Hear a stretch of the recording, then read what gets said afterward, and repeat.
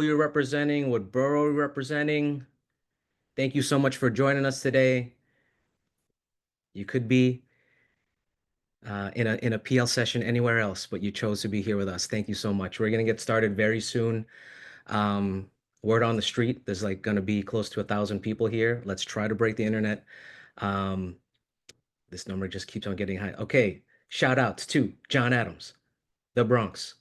I see Rockaway in there. Hello, hello. Thumbs up if anybody was at the New York City Tech Summit on Friday. We had some folks there. Thumbs up if you were at the Tech Summit. All right, cool. We got some thumbs ups there. Hope some folks joined our session. Very cool. All right. Um, shall we get started? Okay. All right, folks, we're going to get started. We'll do our intro. More people are going to join. Thank you, everybody. Welcome to Leveraging AI Tools to Improve Efficiency. Who are we? Who's leading this session? We're going to do some facilitator introductions. My name is Santi Karasamy. I'm the founder of a company called Project Recess. Shout outs if anybody has attended some of our professional learning sessions in the past. We've been doing this for over 10 years, helping schools leverage technology to support teaching and learning. We are an official Google for Education partner. And like we do a lot of these things, helping schools with strategic ed tech planning. Right now, obviously, there's a big focus on AI. It's a tool that's brand new. Many of us, myself included, we're learning the best ways on how to leverage this tool to help ourselves, help our students. So we've been doing a lot of that work. Yes, you will be getting CTLE credits. We're going to be sharing that link. I'm not going to be mad if people ask that during the session, but you'll be getting the resources, you're going to be getting the recording, you're going to be getting the CTLE credits. And yes, I would love for my company to collaborate with your schools. Please feel free to reach out. I'm happy to support New York City Public Schools. Uh, can you believe ChatGPT has only been around for 2 years? It's been changing, every landscape tremendously. I've been fortunate to collaborate with some companies such as Google on AI projects. So I'm happy to be partnering with New York City Public Schools on this topic that many of us want to learn more about. That being said, I'm going to turn it over to the remarkable DLI team. Hi, everyone. Jasmine, Director of Instructional Programs and Professional Learning for the Digital Learning and Innovation team. Johanna. Yeah. Hi, everyone. I'm Johanna. I'm the program manager for our team, and I'll go over some housekeeping things, but we also have another team member here. Tara, if you want to say hi. Tara Crow's the Director of DLI. Hi, everyone. And back to you. So a little bit about our team. If you're new to a PL that's being hosted by us, DLI stands for Digital Learning Innovation. We sit under the Division of Curriculum Instruction, which is under our Division of School Leadership. And we mainly support AI and digital literacy programs across New York City Public Schools. And we focus on supporting educators, leaders, and students as well. So we have a wide range of different programmings and offerings. Mainly, we have a couple of pillars that we hit on. So we offer professional learning programs like the one you're in today. We also have District Points meeting where our district leaders come together once a month and they work on different professional development activities and develop plans and troubleshoot some problems of practices.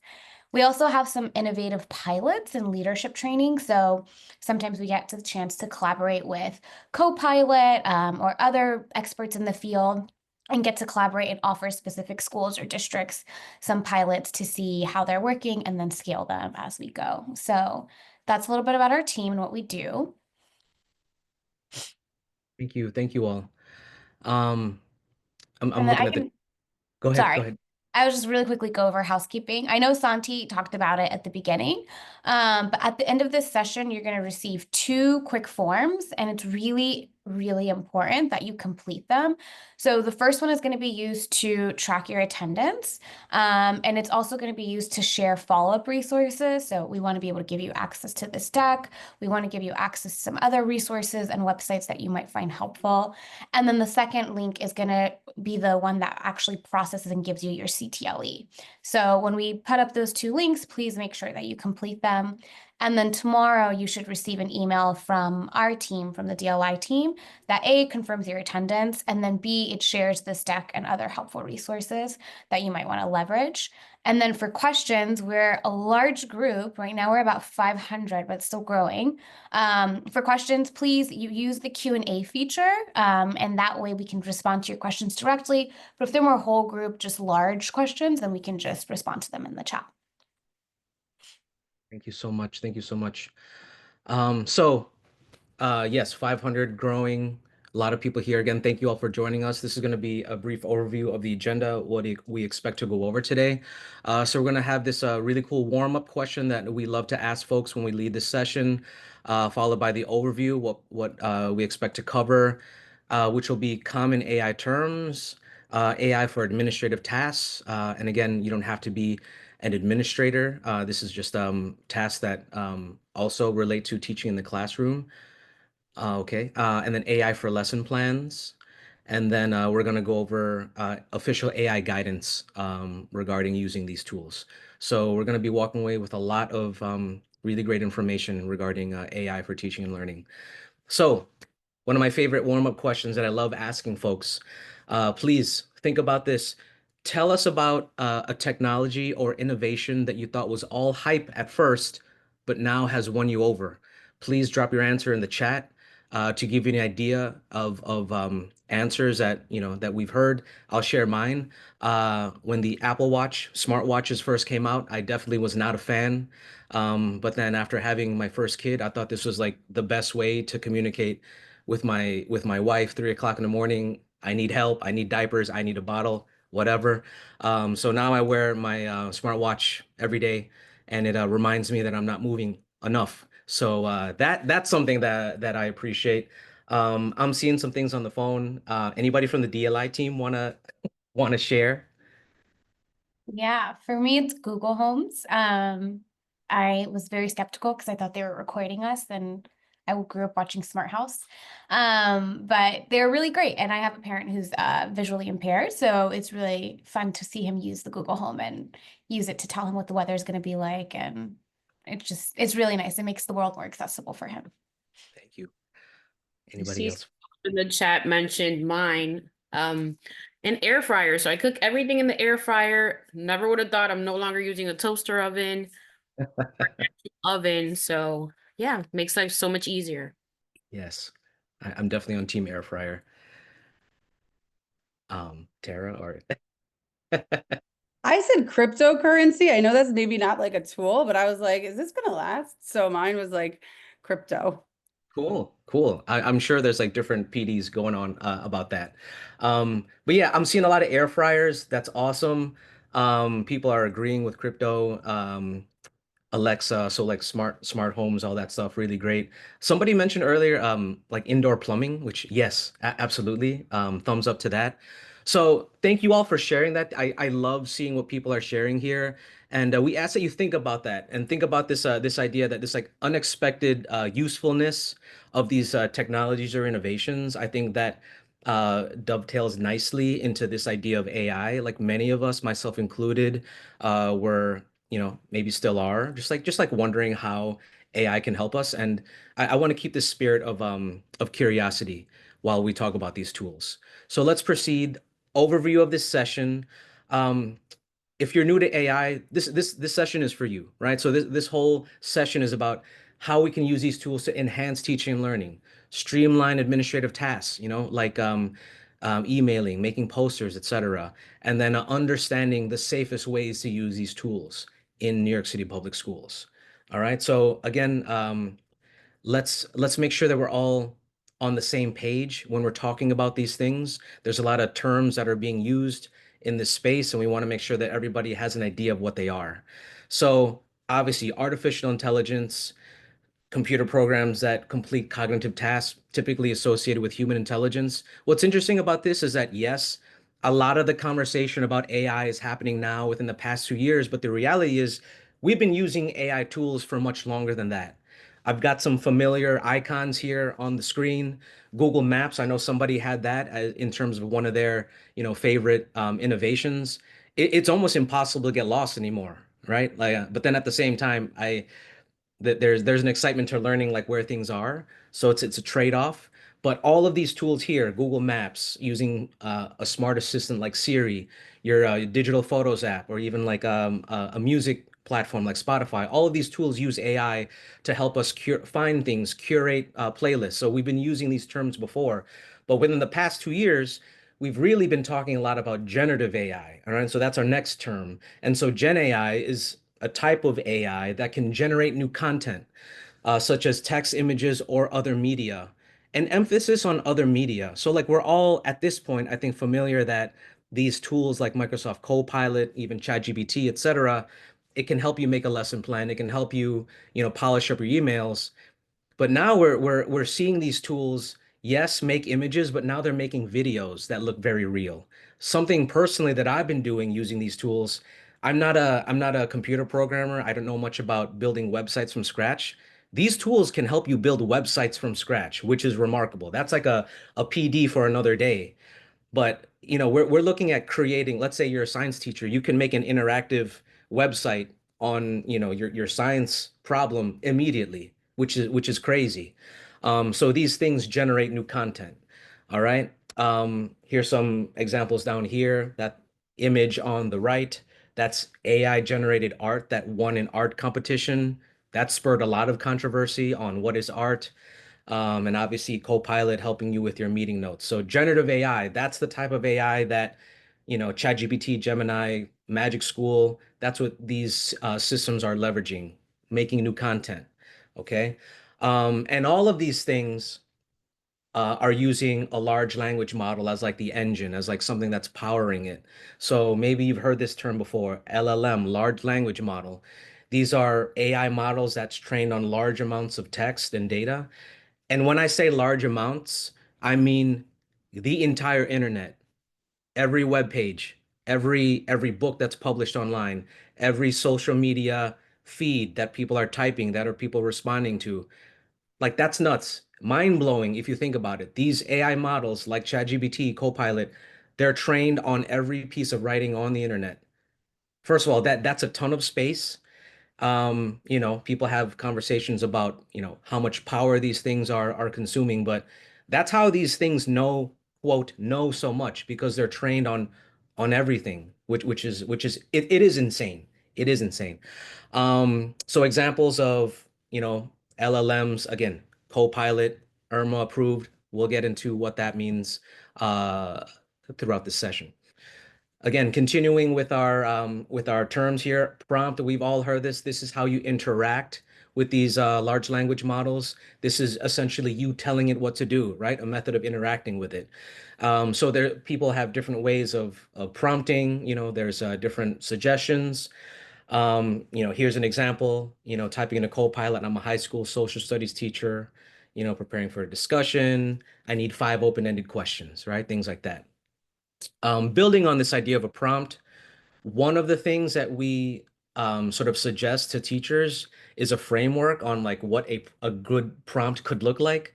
And this is our parts uh, sort of like framework. And so it's an acronym for, creating a persona, an aim, who the recipients are, the theme, right? So like what kind of tone you want your response to be, and then the structure. Do you want it to be an email? Do you want it to be a letter? Song lyrics, a poem, etc. This is taken from this amazing course developed by Google and MIT, the Generative AI for Educators course. Google it. It's going to be in our resources that we share with you. It is a course that helps educators. It's designed specifically for educators to learn how to leverage and understand what AI is. The course is free. It takes about 2 hours, if not less, to complete. And then you get like this really great official certification that you can put on your email, signature, LinkedIn, what have you. So that's linked there. Again, we're going to share all these out, but this parts framework is part of that course. All right. Almost done with these terms. Personalized learning. This has been the goal in education for so long. I'm sure many of the folks here have students, more than 30 in your class, all have different, reading levels, skill levels. How do you tailor your lesson plan to meet the needs of all the students there? Very difficult, right? These tools, these AI tools can help you do that, right? You can take your lesson plan and then help, put in information about your students, and you can create personalized learning from your original lesson plans and resources, right? So personalized learning, tailoring instruction to meet the individual needs of your students.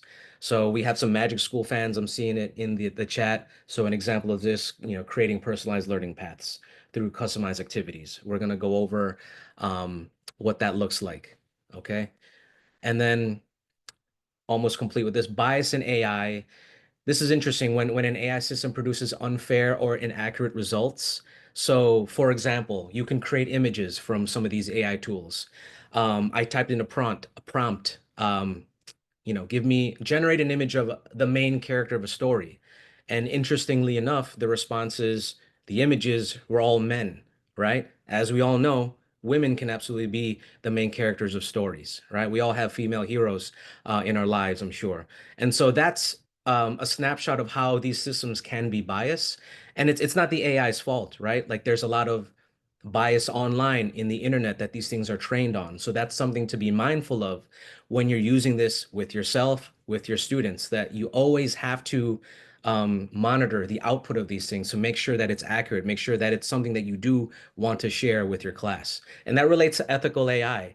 And this is in the regards to the development and use of AI, right? So again, you just want to make sure you're checking it that it's accurate, whether what you're sharing is indeed true.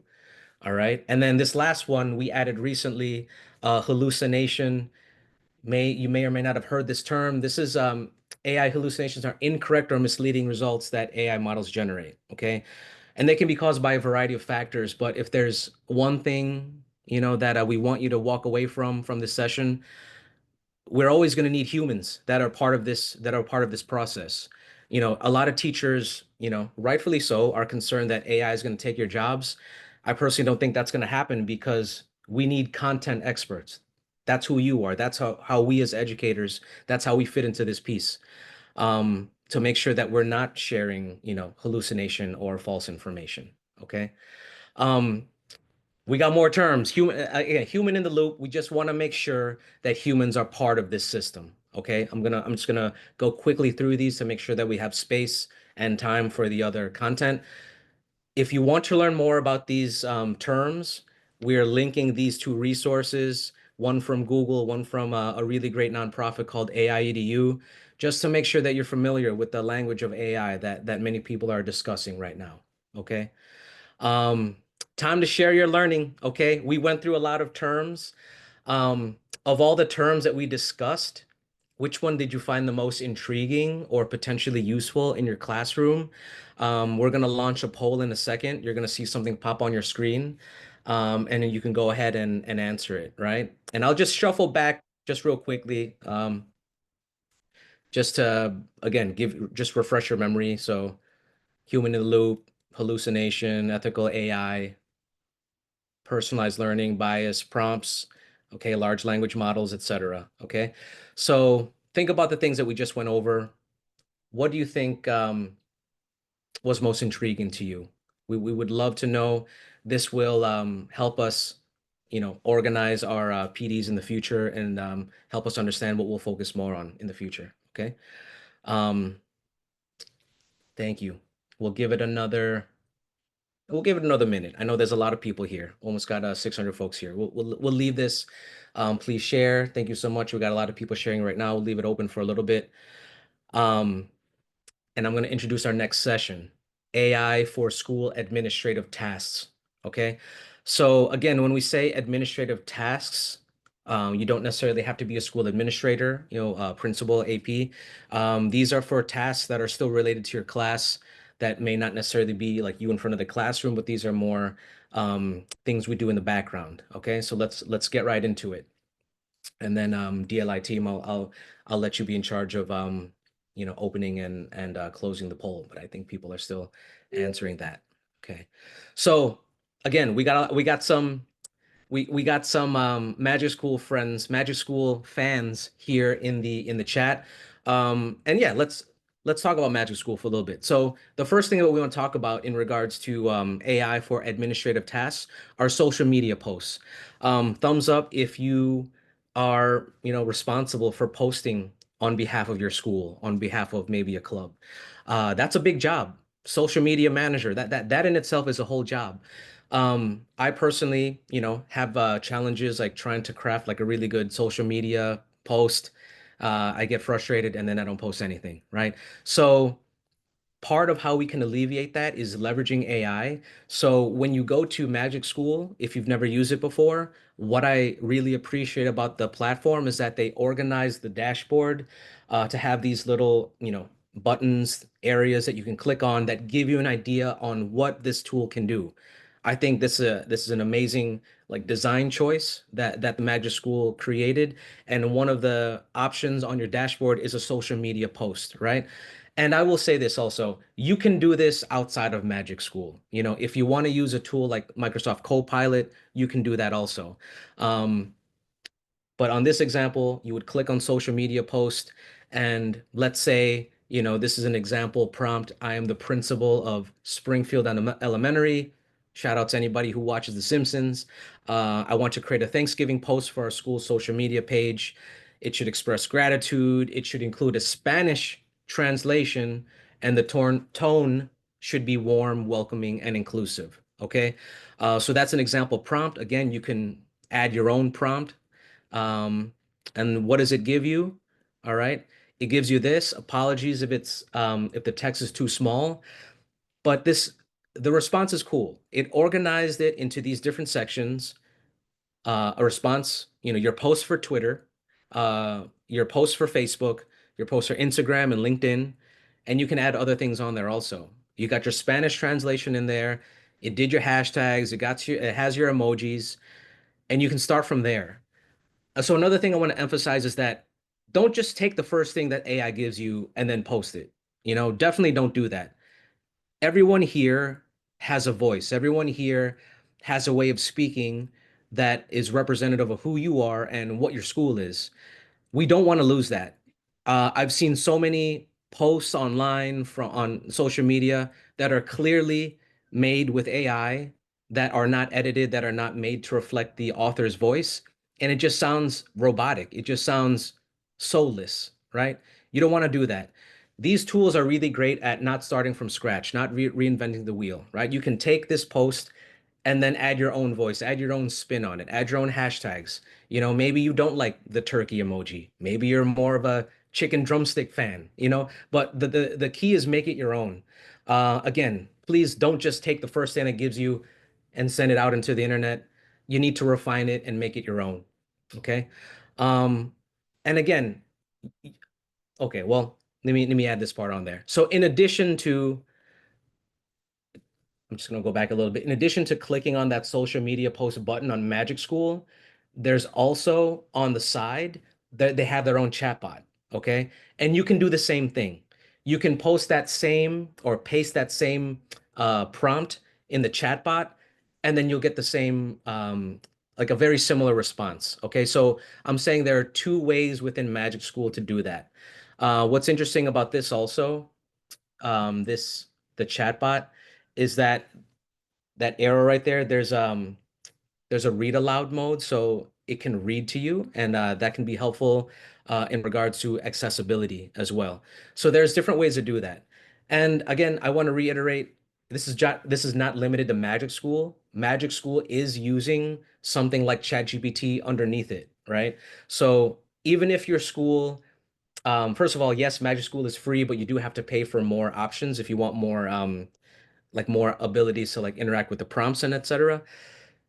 If you don't want to pay for Magic School, that's fine. Everyone here as a DOE employee, New York City Public Schools employee, has access to Microsoft Copilot. And so you could get ideas on how to use AI from the Magic School dashboard and just do the same thing in Copilot. Right now, Google Gemini is in the process of getting approved also. If and when that happens, game changer as well. You can take all of these ideas, things that you're doing in Magic School, and do them in your other AI tool of your choice. Okay. So it's glancing over the chat. Okay. So that's social Sorry, media. somebody asked if we could make it fuller screen, so that they can see better. Okay. Okay. Sure. Let's do that. All right, give me 5 seconds. Hold on a second. I'll switch to this tab. And then, okay.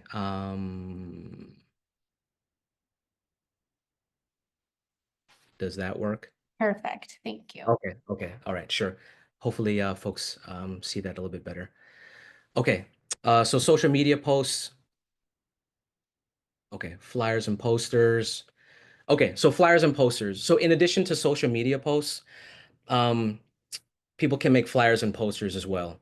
So, many of us are responsible for, um, you know, creating flyers and posts for different events that are happening. You can easily get a template from something like Canva, right? And what's nice about this is, okay, so you do the design in Canva, but in terms of making the text, you can go to something like Copilot and then adding information about that. So we were supporting a school last week, working with a parent-teacher coordinator for an event coming up. And yeah, they needed help creating text for this flyer that for this event that they're creating. I asked her to go into Copilot and just put the general details, the date, the location of the school, and like an overall sort of like blurb on what the event was. And Copilot did an amazing job turning it into text that we then pasted into our poster for this session. So again, these are really great tools for saving time, for taking the existing information you have and expanding on it, modifying the tone, etc. So here's a screenshot from my conversation with Microsoft Copilot, which again, you all have access to. Um, I took that part of the text and then I put it into the flyer or the poster. So again, saving you time on doing that type of work. All right. AI powered translations. This is super interesting. So, New York City, very vibrant city with different people who speak different languages. This means we need to make sure that our resources are accessible and able to be read in different languages. So, Adobe Express, another free tool that's safe to use with your New York City Public Schools accounts. This has a built-in translator. I'm actually going to get out full screen mode and just show what this looks like. And let me know if you can still see my screen right over here, team. So apologies if it's small, the image here, but you can still get the idea of how this works. So right now I am in Adobe Express and I have a flyer that I made in English. There's an option up here. There's an option up here that says translate, right? So if I click on translate, it's going to select all the text that's here in the document. And here it says, what are you translating to? So I'm translating to, and you have a bunch of different languages. All right. So Bangla, you know, Danish, if my Lola's in the audience, Filipino over here, Greek, you have a lot of languages, Korean, okay. And then finally Spanish. So I 3, 4, 5, I clicked 6 languages here. After you select them, this is brand new. They added this recently. This wasn't here earlier. You can select the tone of the translation, formal or informal, or don't change the tone at all. I'm just going to leave it off, and I'm going to hit translate. All right. Depending on how quick your internet is, it doesn't take that long. But once it is done, right now it's translating every document, and just like that, that took what, 10 seconds. Now I have um, now I have a different version of the flyer in a different language, okay? Which is pretty interesting here. So you have Bangla, Dutch, Filipino, Greek, etc., etc. So this saves time as opposed to, copying and pasting from Google Translate. I will say this, as I mentioned before, you still have to check your work. You still have to make sure that the translation is accurate. So if you have access to a native speaker, run it by them. Um, when we did this session last week in person, folks were saying, use the Google Translate app on your phone and see if that works. But this saves a lot of time in terms of making multiple documents. As you can see, the design is still the same, okay? But it did all the translations for you, which is pretty helpful. All right. So these are just screenshots of how we did that, that's been super helpful. Every time we demonstrate how that works, people sort of echo how helpful that is, that AI powered translation. Next, organizing notes. Again, sticking with the theme of AI for administrative tasks. I don't know about anyone here. There've been many times where I'll attend a PD, I'll take notes. At the end, I'm like, man, what did I just write over here? They're kind of messy. So these things work really well in terms of organizing data, right? So here's an example scenario. After attending a PD session, Mr. Perez wants to organize his notes more effectively. He copies and pastes them into Copilot using the prompt. I'm a sixth grade science teacher. I attended a workshop on PBL. I need help organizing my notes, all right? Summarize the key takeaways, all right? So you can go to Copilot, and again, once you're there at Copilot, in Copilot, this is the interface. It's kind of like a blank canvas with like some sort of like suggestions with prompts. But at the lower right, next to the send icon, there's a paperclip, which we all know means you can attach something. So you can attach notes, or paste them on there. But the ability to attach a document to an AI tool, I know it sounds simple, but that's a game changer in terms of asking these tools to summarize, documents and data. So in this example, um, they've we've attached the notes, we've sent it, and then it automatically took the messy notes and it organized it into this numbered list, and gave some like key takeaways from the notes. So that has been pretty helpful. I know some people are using AI powered note takers now. I think I saw some in the chat. Um, that's controversial, but I've attended some, going back to the tech summit that happened last Friday. I was listening to some administrators and how they're using AI tools with their staff, and like many people are recording their meetings. Like if you're on a Zoom call like this, you can record it and then export the transcript to an AI tool, and then you have an actionable like to-do list and everything. So we're entering an interesting age of like data synthesis and note-taking using these tools. And what's nice about using Copilot to do something like this is that in addition to summarizing it, it gives you some resources at the bottom on how it created the resources, how it organized your notes. So this was really great. These are all live links that you can click on that relate to the notes that you took. But I will say this as well, going back to the importance of you being a human being and having that knowledge of the content, double check these resources. We had some people in our session last week say that sometimes an AI tool can hallucinate and make up sources. I've been, in some situations where I've asked an AI tool to generate or like give me YouTube videos on something. The links look legit. They look like a real YouTube link, but you click on it and they don't go anywhere. All right. So many people say these AI tools are like a very sophisticated predictive text. So, it's taking, with the knowledge of the internet, it's creating things that it thinks we want to see. So all this to say, double check the resources, make sure they work. But for the most part, I have had luck getting resources that relate to the content. All right. So taking a step back, let's look at some best practices here.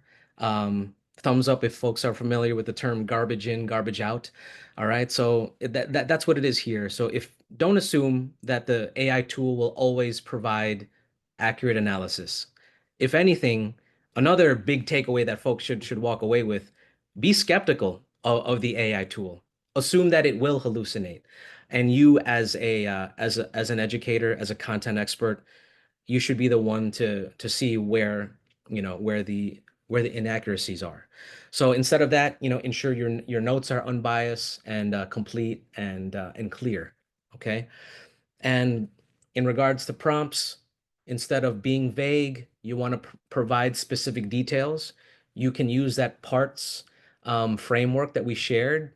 But even if you don't remember that parts framework, even if you don't do it like that, I feel like this is an example of like more is more, right? You want to give more context, be as specific as possible with your prompt.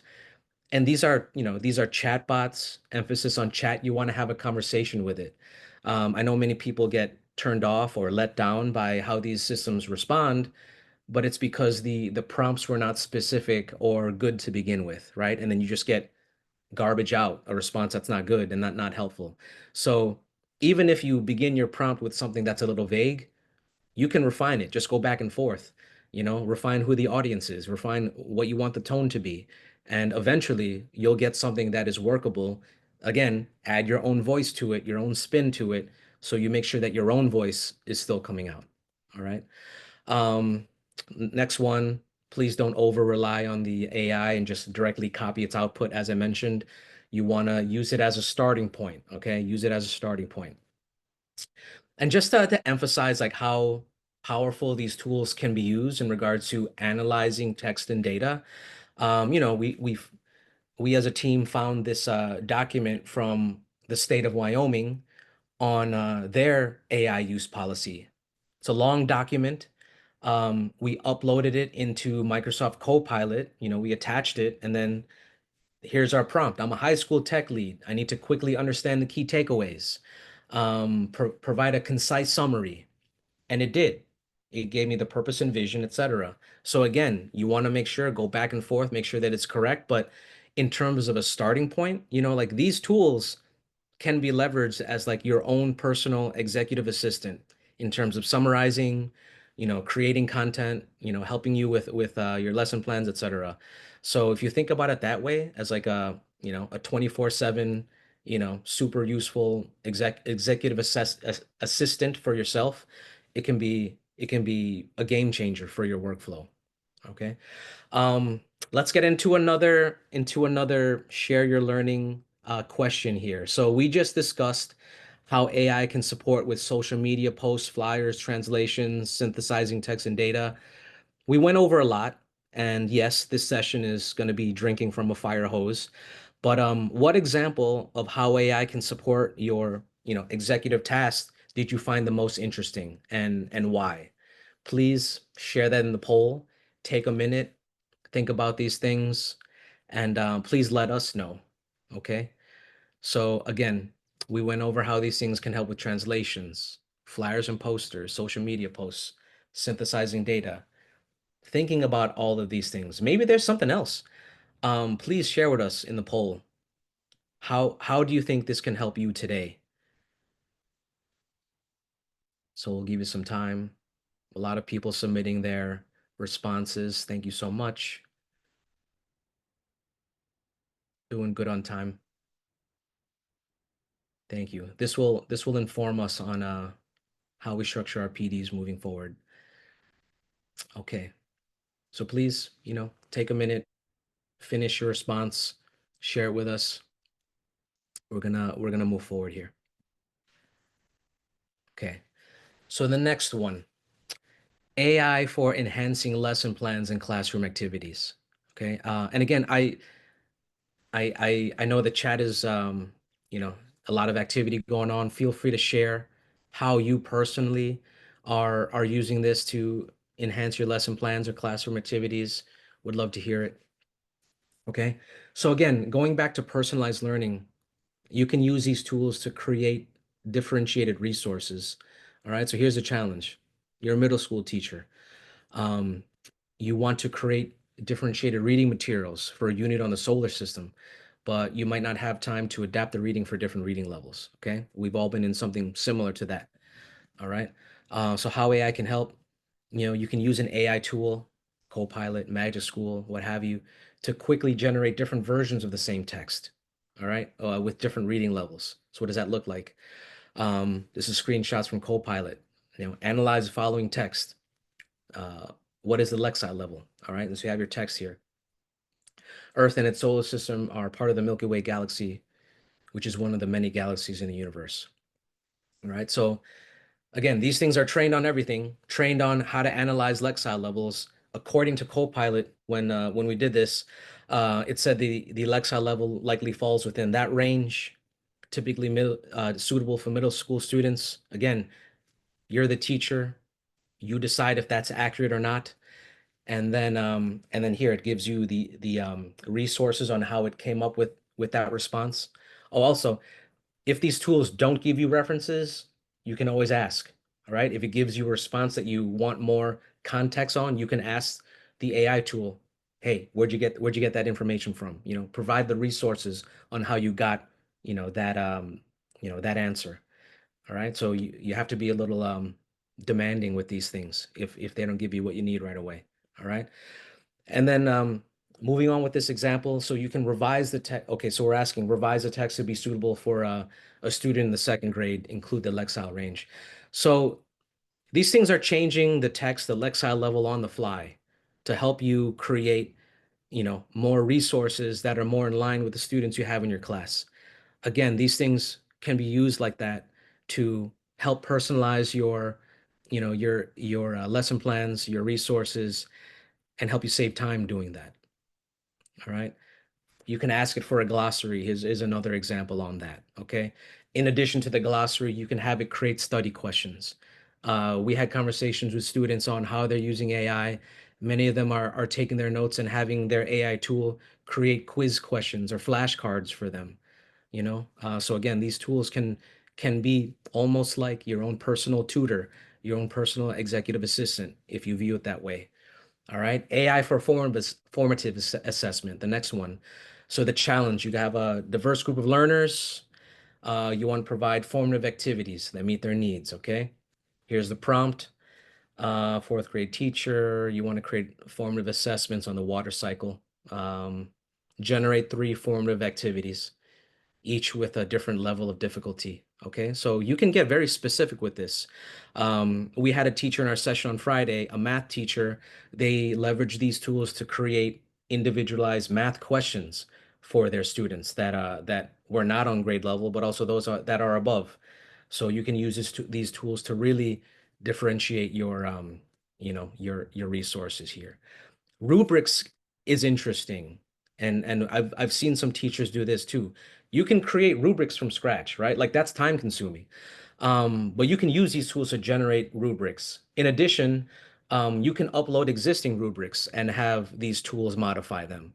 These tools don't just output text. You can say, hey, format this as a table, if it's a rubric, and then you can download it and put it in a spreadsheet or what have you. All right. So there are different ways to do this, right? So this was a prompt that we did. Um, let me show folks. I copied that prompt and I put it into Copilot right here. Again, apologies if it's the text is small, but I put that prompt here. It gave me the rubric, but it's just text. And then I just said organize into a table, and it did. Right. So all this to say, know that your output can be different. It doesn't have to be text. It can be a table. It can be something else. Okay. Um, all right. Let's try this one more time. All right. So we did that. Modifying rubric, as I mentioned, you can upload an existing rubric and ask it to make changes. Okay. Make it more rigorous for a high school audience, etc. Okay. Um, oh, we're back to another question. All right. Which AI tool for enhancing lesson plans and classroom activities do you believe has the greatest potential to impact student learning in your subject area? All right. So we're going to get that question lined up. We're going to share it with everybody. There it is. I'm just going to exit the, whoops, I'm going to exit. Oops. I don't know if I got rid of the question. I hope it's still on there. Okay, okay, good. I just wanted to get out of this for a second, um, just so I can see what's going on in the chat here. Oops, sorry, I just want to switch back here. Okay. All right, great. Okay, so people are answering it. Wonderful. Thank you so much. So go ahead, let's answer those questions. And then we're moving on to this one. Okay. NYCPS AI guidelines for data and privacy. Okay. So the first thing that we want to go over is IRMA. I know many people have heard this before. Okay. IRMA, man, I don't even know if I knew what that meant like before giving this session. IRMA means Enterprise Request Management Application. Essentially, the IRMA process is something that New York City Public Schools created to make sure that the tools that we use are safe.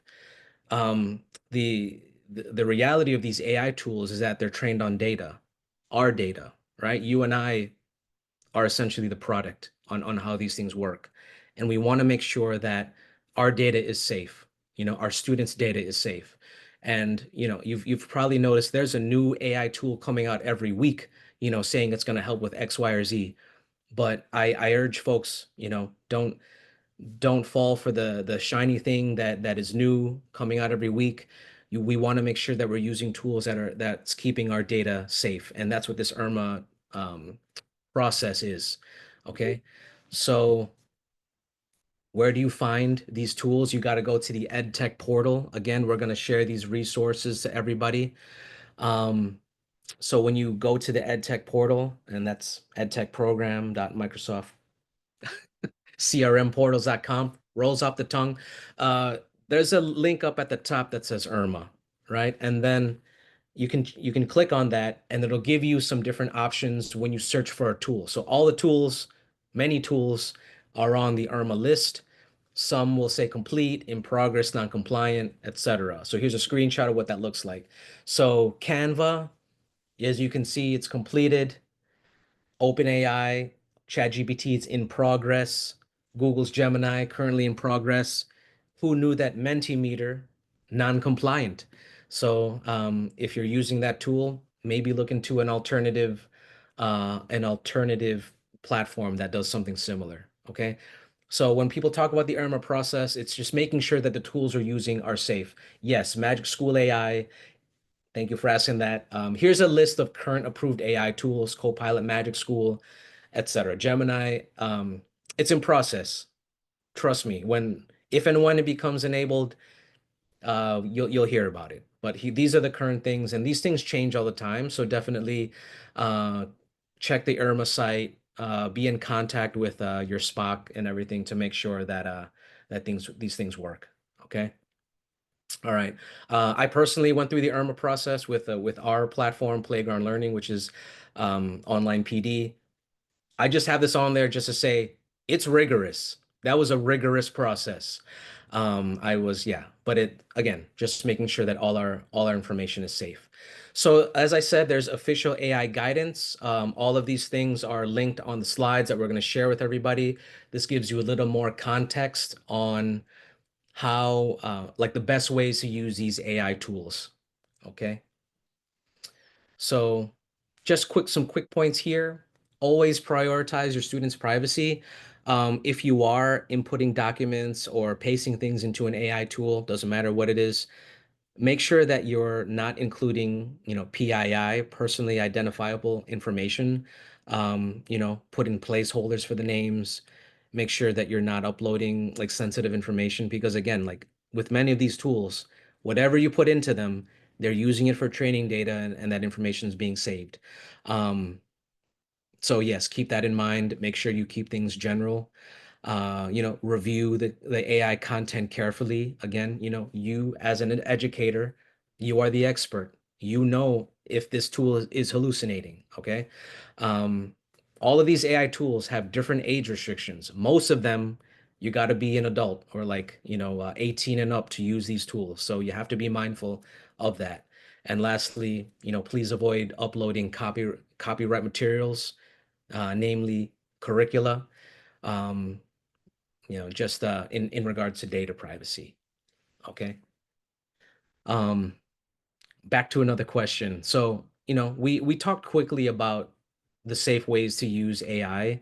If you could please, share one key takeaway from our discussion on the AI guidelines and data privacy that you will keep in mind when exploring or using AI tools. So the things that we talked about, and I know our time is running out shortly. When we talked about using these tools safely, what sticks out in your mind?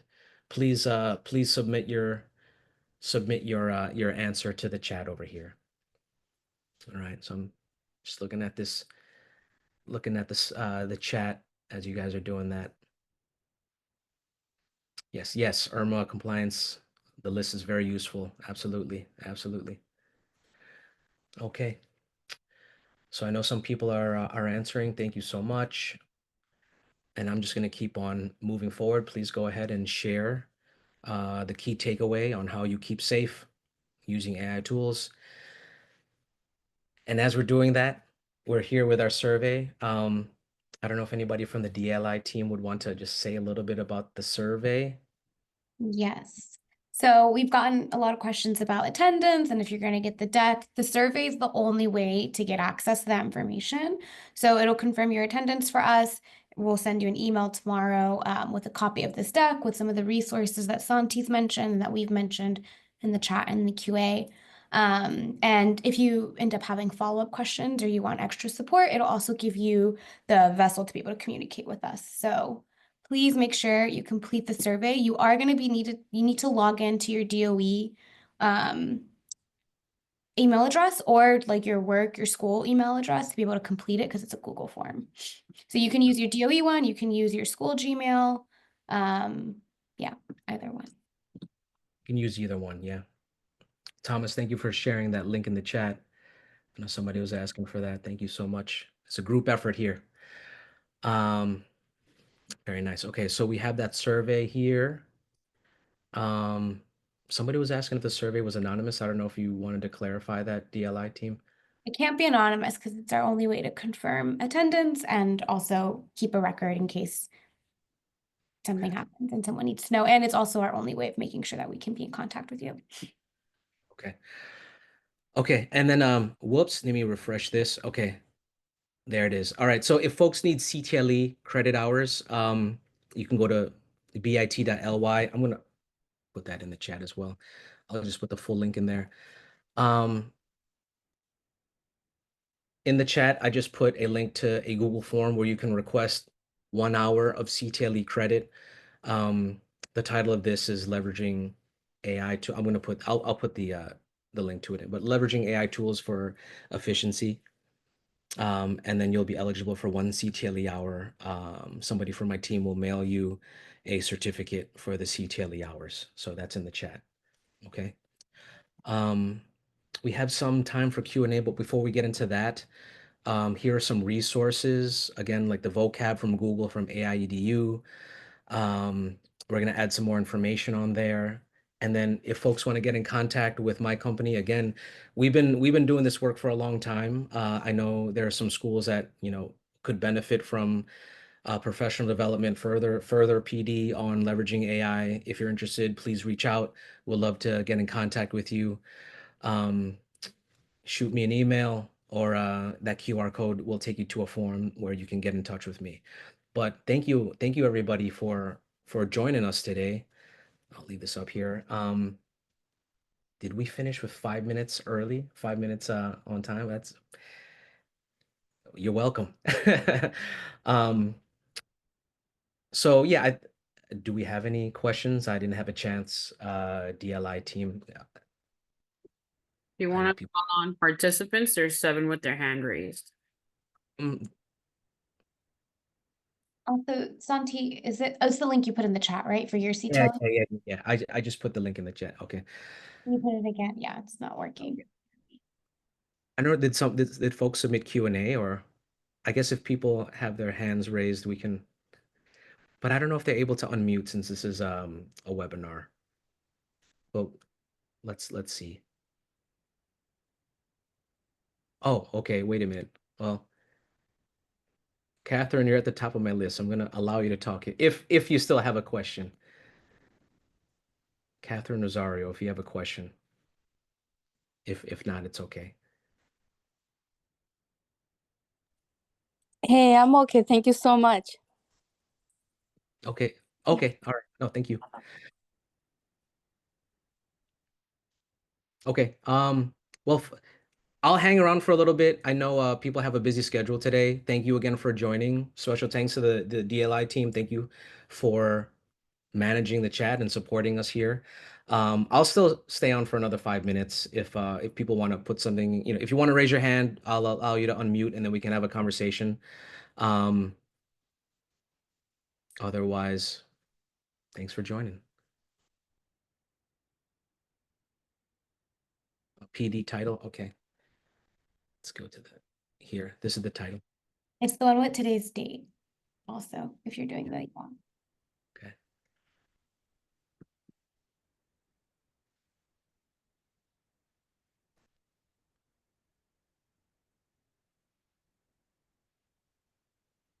Okay. Cool. I'll I'm just, put yeah. attendance survey one more time Okay. and the CTLE survey.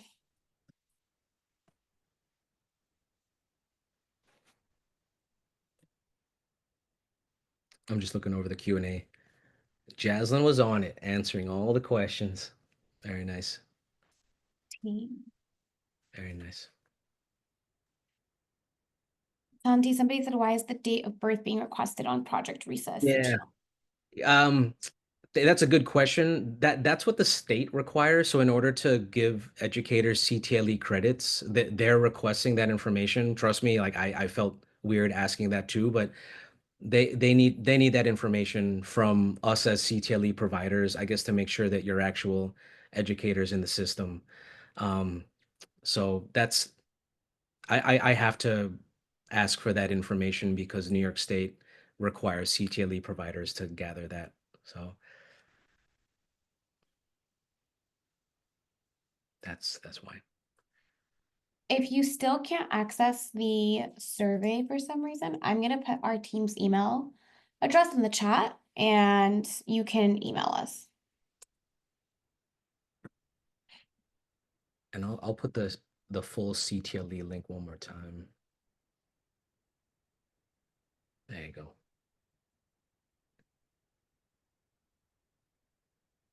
And the name of PD, leveraging AI tools to improve efficiency. Yes, the one with today's date. Yeah. So again, thank you all.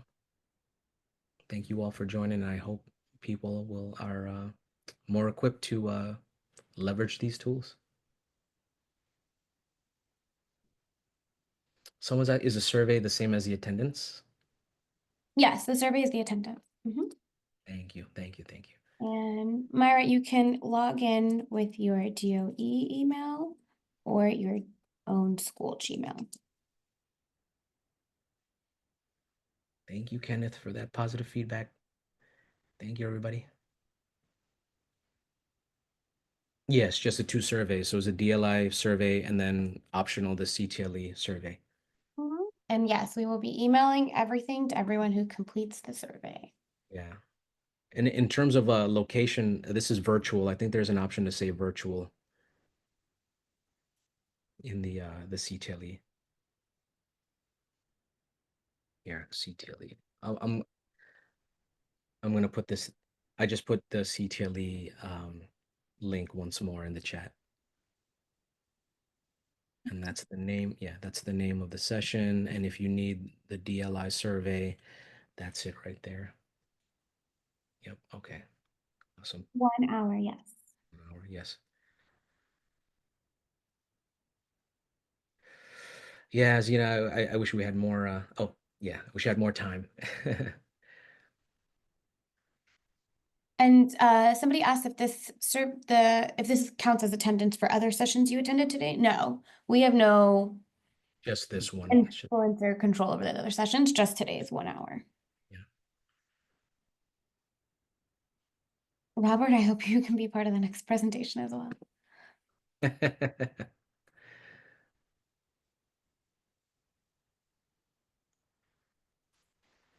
Somebody was asking for an email. That's my email if folks need it. Otherwise, yeah. I don't know if DLI sharing their email. Yeah, I put our email address in there too. And Andrea, I see that you got the link from someone else because you had issues. As long as you complete the eval survey, you won't have any issues with attendance. And I have to hop because we have another meeting. I Okay. think we're all good. Okay. Thank you again, folks. Thank you so much for coming. Good morning. Okay. If you Yeah. did not complete the survey, email the DLI inbox and I'll put that in the. Correct. Yeah. Send us an email here. Once more, CTLE. I just put the CTLE link in there. Great. And I just put the email for the DLI. I'll put it one more time. Okay. There we go. That's actually a good move. I think so. Not being able to pin in this chat is really. I know. Yes. Yeah. Yeah. The survey. I Yeah. can only email you the survey if you email me Got it. Yeah. or if you complete the survey. So if you can't complete the survey, email the DLI inbox. That's the survey, folks, right over there. Hmm.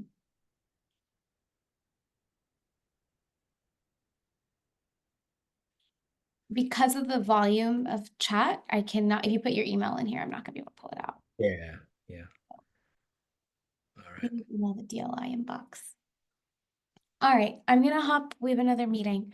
But thank you, everyone. I hope this was helpful. Great, thank you so much.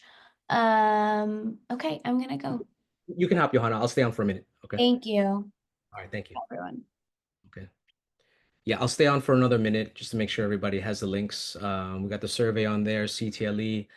Again, if anybody needs those, just let me know. If you have any further questions, you can reach out to me. Johanna put the DLI webs or email address on there as well, if you want to get in touch directly with them. Okay. Thank you so much, Nicole. I appreciate it. Thank you. Thank you, Gwen. Thank you, everybody. Again, you have a lot of options today with PD. We're glad you joined us. Okay. So I'm gonna end it. I'm gonna end the recording. I'm gonna end the call in a few seconds. Okay. Thank you so much. All right, everyone. Enjoy the rest of your day. Take care now.